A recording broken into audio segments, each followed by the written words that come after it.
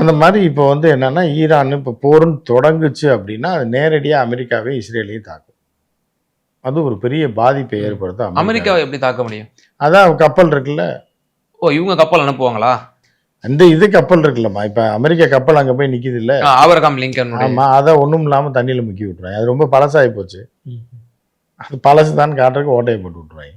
ஓ. போட்டு விட்டாங்கனாலே அது அமெரிக்கா அடி வாங்கின மாதிரி தான் அர்த்தம். ம்ஹ்ம். அதே மாதிரி ராணுவ நிலைகள் இருக்கு. ஈராக்ல இருக்கு, சவுதியில இருக்கு, குவைத்தில் இருக்கு, பஹ்ரைன்ல இருக்கு, ம். அதே மாதிரி இதுல கட்டார்ல இருக்கு. அந்த நிலைகள் மீது பூரா ஈரான் தாக்குதல் நடத்தும். அது அமெரிக்கா அடிச்ச மாதிரி தானே.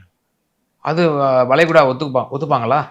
போர்ன்னு வந்தா எவன் ஒத்துக்கிட்டான்னா ஒத்துக்கலைன்னா என்ன? அதுக்காக தான் வளைகுடா நாடுகள் அது அவங்களுக்கே பேக்லாஷ் ஆயிடக்கூடாதுல்ல ஈரானுக்கு? அதுதான் இல்ல. அது நிலைகள் மீது தானே தாக்குதல் நடத்துறாங்க. அந்த நாட்டு மக்கள் மீது இல்ல. அமெரிக்காவுடைய தளத்துல தானே தாக்குதல் நடத்துறாங்க. ம்ஹ்ம். அதுக்காக தான் வந்து இப்ப ஏற்கனவே சவுதி அரேபியா ஏற்கனவே சொல்லியிருக்கு. என் வான்வெளியை பயன்படுத்தி ஈரானை தாக்குவதற்கு நாங்க அனுமதிக்க மாட்டோம்னு சொல்லி.